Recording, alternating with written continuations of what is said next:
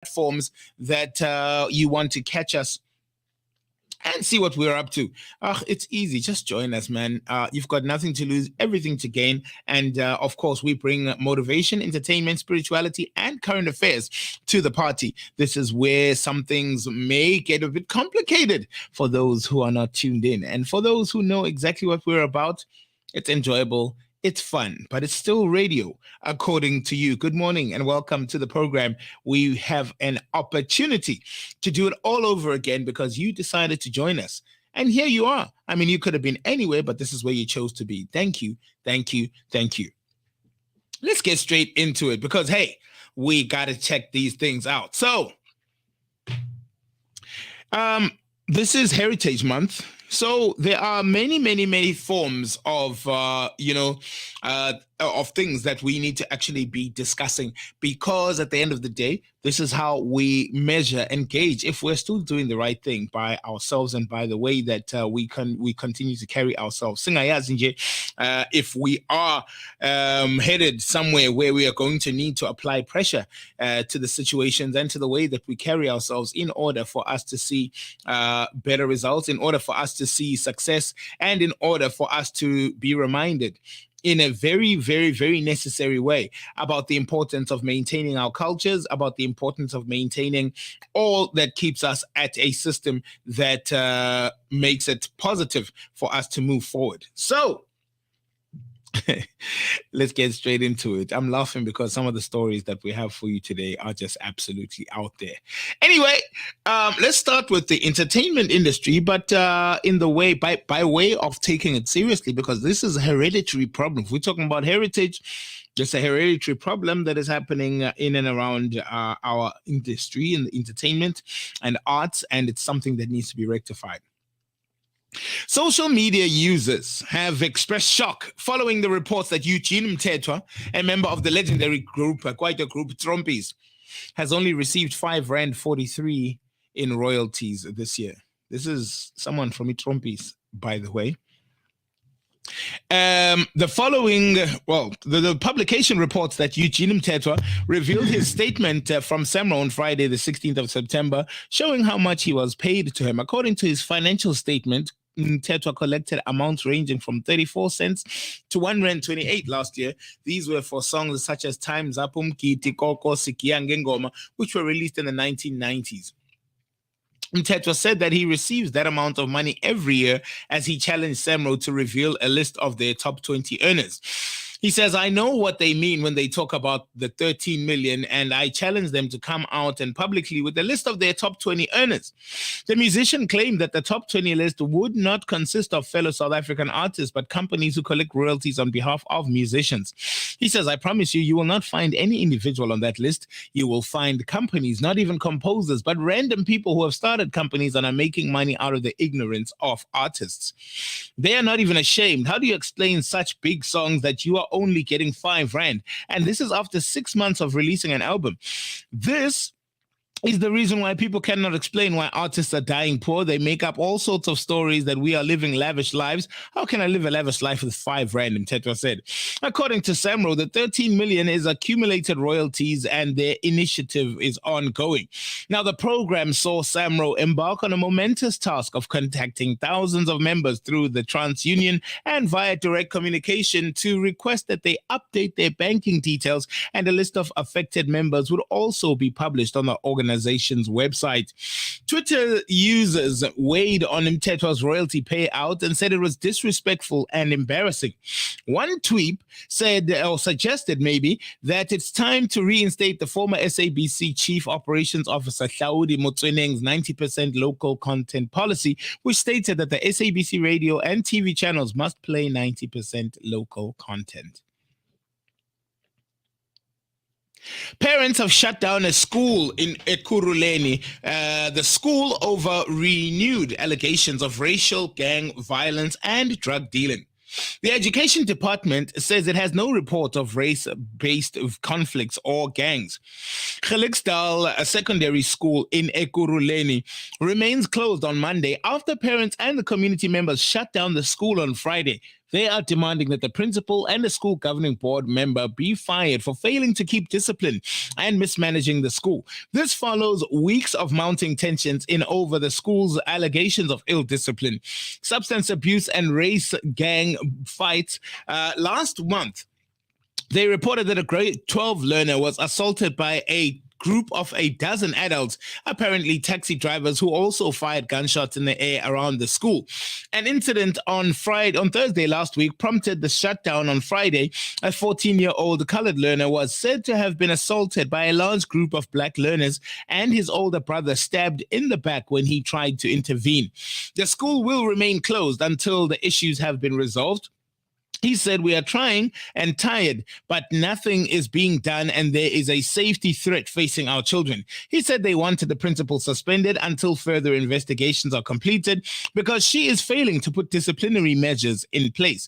Previous principals were able to discipline the students.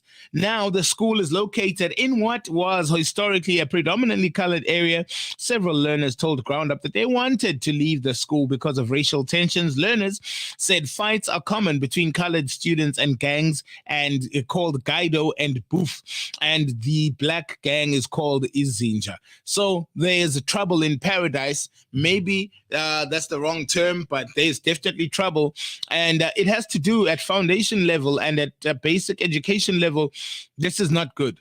This is not good because the kids need to be in class. The classrooms are needing to be safe spaces for the kids as well. So we'll need to follow up on that and see what the promises are of the Department of Education as they look the problem in its mouth. Home Affairs Minister Aaron Motsoaledi told the Parliament Portfolio Committee that religious workers from other countries would no longer be eligible for work permits and permanent residency in South Africa. He was updating the committee about the investigation into self-proclaimed prophet Shepherd Bushiri. Motsoaledi said, "Religious workers are welcome as visitors, but as visitors who can perform work." According to the Department of Home Affairs, the change means that there's no way for religious workers to migrate to attain permanent residency without following the due process and meeting the requirements laid out in the Immigration Act. According to a publication, the Commission for the Promotion of Protection of the Rights of Cultural, Religious, and Linguistic Communities looks into the foreign-led churches to have on South African citizens. Based on the findings on the commission, the department has amended the legislation to provide for the issuance of visitors' visas instead of work visas to foreign religious workers, said Motsoaledi. Now, Freedom of Religion South Africa took the issue with Motsoaledi's comments and said the allegations against Shepherd Bushiri and rape-accused televangelist Timothy Otomotoso should not be used to criminalize all immigrants. Yes, but also there shouldn't be a blueprint either. As we move on, it's exactly 9:30. So we'll get into that in a little bit. This week, Eskom announced a launch of 3 programs to procure power for the national grid. The announcement comes as the country grapples with ongoing blackouts, some for several hours per day. In a statement, Eskom said initially the programs will focus on generators capable of supplying more than 1 megawatt to the grid. Over time, the threshold will be lowered to enable smaller producers to participate. Eskom's Sikonati Manchanja said that the aim is to sign the first power supply agreement during the course of the current week and for the power to start flowing through the grid as soon as possible. The Department of Public Enterprise announced further interventions to tackle the blackouts. He said load shedding was caused by the unplanned breakdown of units and unit trips. The power unit trips are mainly part of the power station's protection safety to safeguard the power station's employees and equipment, he did say. As we proceed, remember though that we are still in a very critical stage of load shedding. I'm not sure if we will get to stage 8 as has been threatened, but with 3 rolling blackouts in one day, you can kind of do the maths for yourself. How many hours of that day are you actually awake? How many hours of that day do you need for the lights to be on? And what kind of day do you have when they are not? These are the things that we count for. 28 now before 10 a.m. Load shedding has left a number of businesses in the dark, but it also has forced many entrepreneurs to find creative means to keep their businesses afloat. Of course, you have to. Now, Sechaba Mache, who owns a fast food eatery in Beckersdale in Western area, now relies on a coal stove to prepare warm meals for its customers during dark hours. Istov Samalahle, like welcome Dover. The establishment has also put backup generators to keep customers happy. Viewer Ngogela, who sells tripe in Beckersdale, had to throw away most of his products over the weekend due to implemented stage 6. He says, but my fridge was loaded with stock worth 500 Rand, but I had to throw it all away because we had no electricity for hours. Now, hair salon owner Gabrielle Bila said that the continued blackouts might force him to close the shop. The salon needs warm water for customers that walk in for a quick hair wash. Hair clippers and the music that keeps customers entertained need electricity. It's tough out there. It really is. And people are suffering in ways which you already think about it. When you hear that we are going to a certain stage of load shedding, you already get the idea.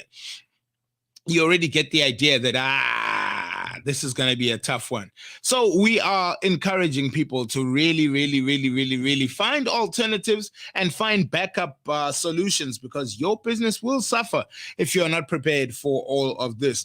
Usiabonga Zizi Matilo says, thank you for sharing this and thank you for being here for us to share it with. Nevertheless, we shall continue.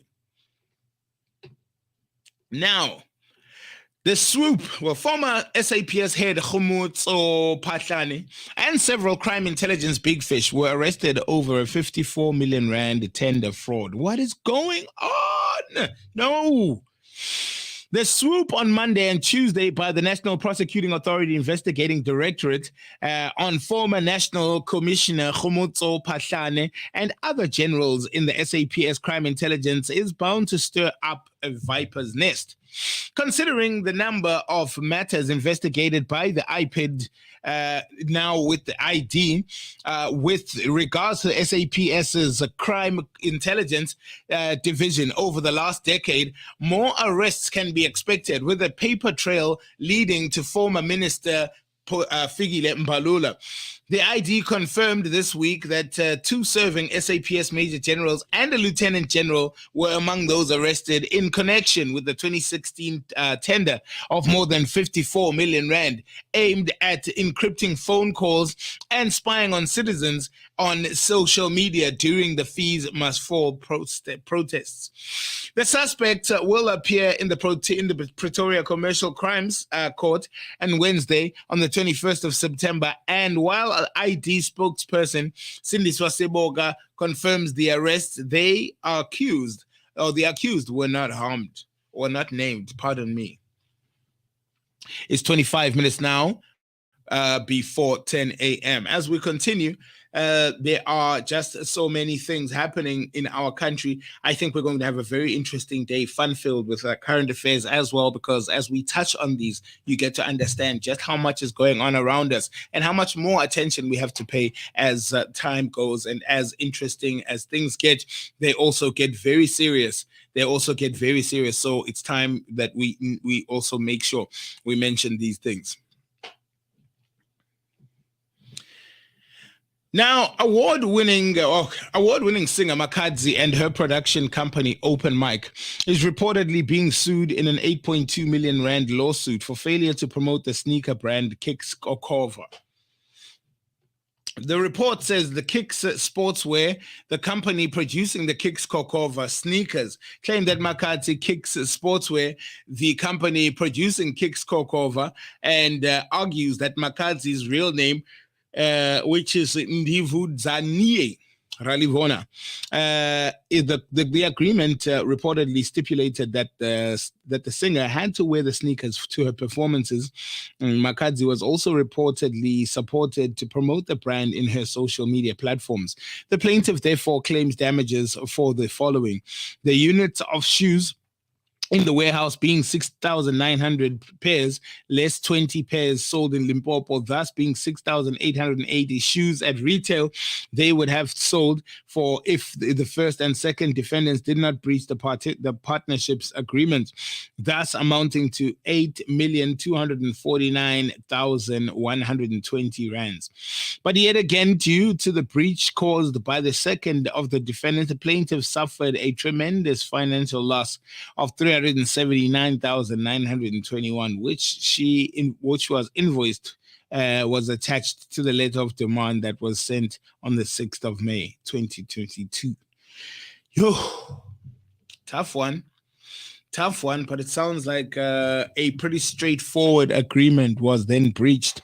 If that case was that you had to help them sell the sneakers, and also that you signed for it, and also that there was warehousing that was done in order to put a supply to the demand that was going to be created by the fact that you were going to be there, and you don't do that, it's not going to be easy for you to walk away from that. This has to be something that's understood. It's not implied, it's a fact. 22 minutes now before 10 a.m. The South African Weather Service is warning of chilly conditions in parts of the country this week. The Eastern Cape is already experiencing a cold spell with persistent rain. Earlier on yesterday, the R58 between Elliot and Berkeley East was closed due to heavy snowfall. Warnings that have been issued for KZN and Mpumalanga as well. One person was injured in KZN when they were struck by lightning, and someone else said, we do not have a place we do have a few places that are going to be affected. Some have already been affected since yesterday and expected to continue until tomorrow. This comes right before our last story for the moment in current affairs. Finally, and further afield, actually, in our beautiful and sometimes troubled continent of Africa, Uganda confirms Ebola outbreak after a man dies of the virus. Uganda confirmed an outbreak of Ebola in the Mubende district center of the country following the death of one patient. The confirmed case, a 24-year-old man, passed away on Monday. He lived in Mubende district, located 150 kilometers from the capital, Kampala. Speaking to the media, the permanent secretary of the Ugandan Ministry of Health, Dr. Atiwane, gave further details. When he gives the report, he had the symptoms suspected to be Ebola. He was isolated and the sample was taken on the 18th of September. The results came back yesterday evening to confirm Ebola, the Sudan strain. It remains unknown how the victim became infected, but he was initially treated for other illnesses, including malaria, when he sought care in his hometown. It's been more than a decade since Uganda's last record of Sudan strain of the infection, the WHO said, which is the World Health Organization. So, fortunately, they were not confirmed when they said that in the same village they have got information regarding the patient deaths, which the epidemiologists went onto the ground to ascertain. The permanent secretary did say this. Fortunately, they were not confirmed yet, and they were buried. So, however, the pattern was with the same family, 3 adults and 3 children. On that note, we come to the end of our first helping of Moments in Current Affairs. We'll continue to do this as we continue to do radio according to you. This is KNR.